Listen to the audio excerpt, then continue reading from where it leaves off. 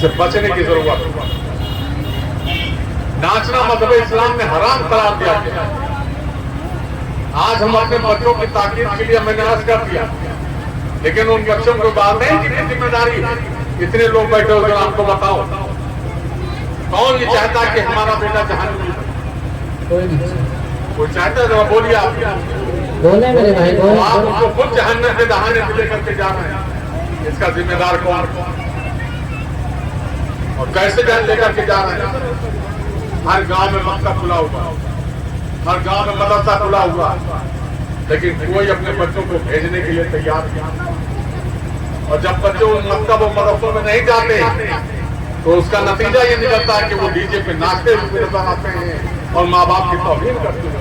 बेशक हक है। वाह वाह, नारे तकबीर, नारे मिसाल, मस्तके आला हज़रत सैयद साहब किबला, नारे तकबीर, नारे मिसाल। बहुत अच्छा। अगर वो मदरसे और मकतब में जाते होते तो उनको ये पता होता कि जिस दिन में हम जिंदगी गुजार रहे हैं उस दिन में बाप जन्नत का दरवाजा है, माँ के पैर।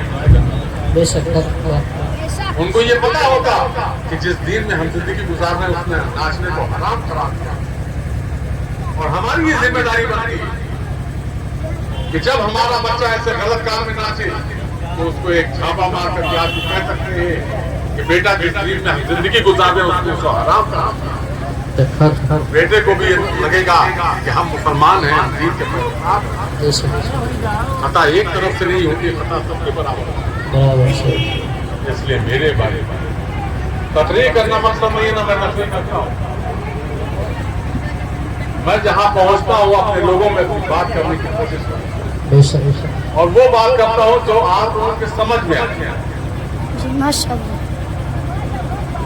ईरान कुरान की जय, अरबी फारसी बोल दो और समझ में कुछ ना आए तो क्या मतलब? आपके बैठने का क्या मतलब? हमारे आसान जबान में आप आपको समझिए, आप उस दिन में जिंदगी गुजार रहे हैं जिस दिन को अल्लाह ने पसंद फरमाया। उस दिन में जिंदगी गुजार रहे हैं जिस दिन की शुरुआत मेरे आका जिनकी उम्र पैदा होने के लिए तमाम अंबियाओं की अगवाहों ने दुआ मांगी। हम ऐसे नबी की उम्मती बनकर हमको फख्र होना चाहिए। आज अगर हम परेशान हैं तो ये हमारी बदआमालियां आपको परेशान हैं। हमको इससे बचना चाहिए, अच्छे रास्तों पर चलना चाहिए, बचना चाहिए। और तब उसके बाद जब इन बुजुर्गों के बाद जहां में जाएंगे तो बेशक खाली दामन जाएंगे और हर के साथ। वाह बेशक, बहुत अच्छा। और यूं नहीं कह रहा हूँ पड़ जाए तो इस पर कोई आफत भारी कर जाके मजारे पर जाए।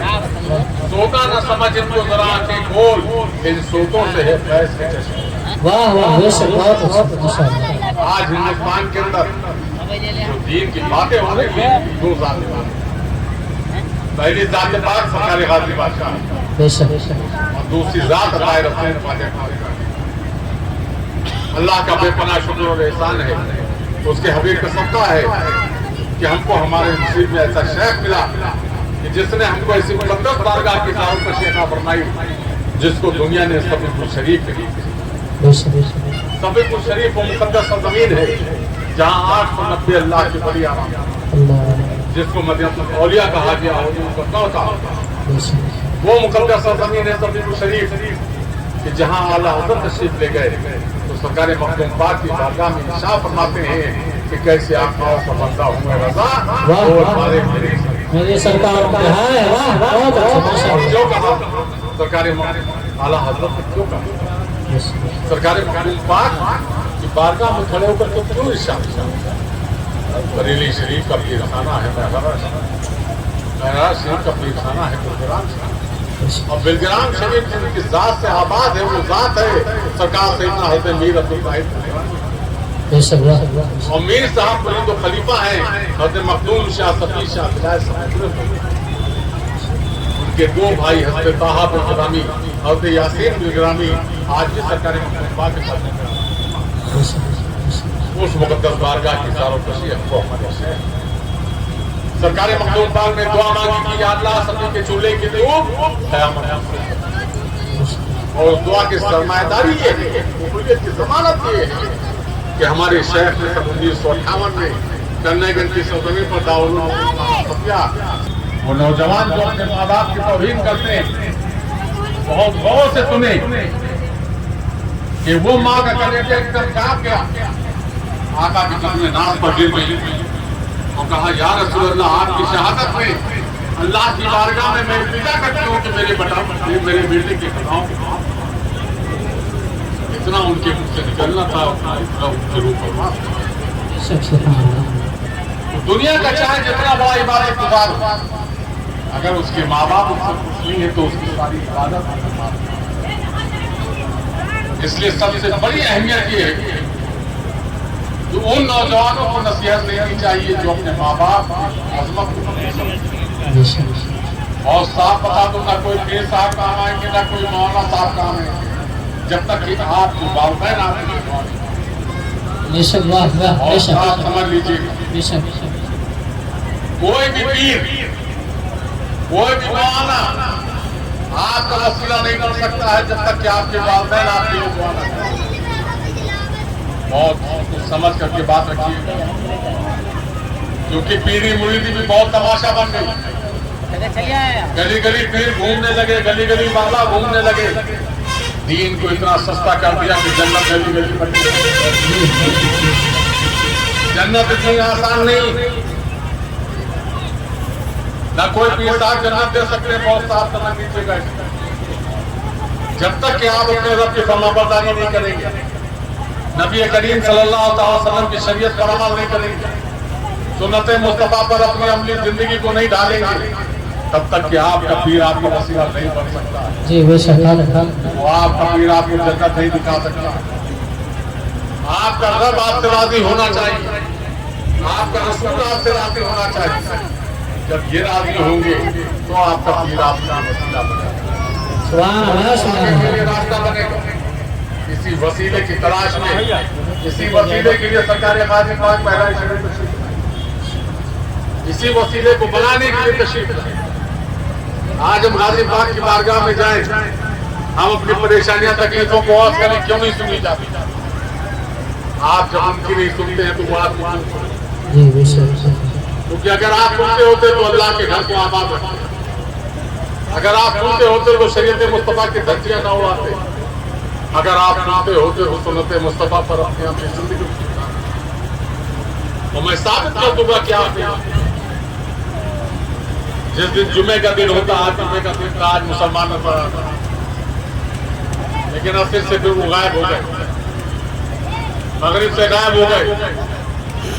جتنے لوگ غازی پاک کی بارگاہ میں جاتے ہیں ذرا بتائیں ہم کو، لال دروازے کے اندر داخل ہو جانے کے بعد کتنے لوگ ہیں جو اس مسجد میں اللہ کے گھر میں بندگی ادا کرتے ہیں؟ کتنے لوگ ہیں جو نماز پڑھتے ہیں؟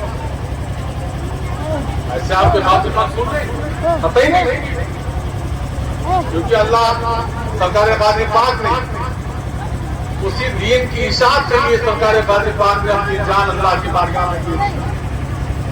18 سال کی جوانی اسی دین کی اشاعت کے لیے قربان کی۔ جب تک کہ ہم اس دین پر نہیں عمل کریں گے تب تک کے لیے ہماری کوئی چیز آسان نہیں۔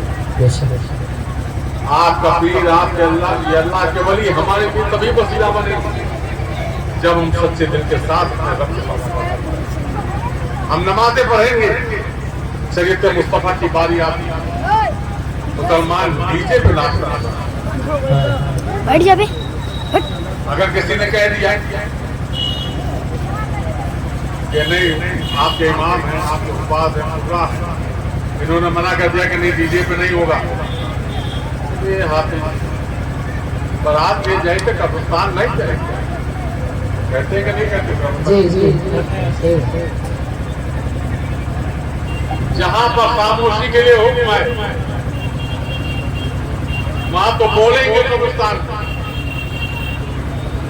اور جہاں بچنے کی ضرورت وہاں ڈی جے پہ ناچنے کی ضرورت۔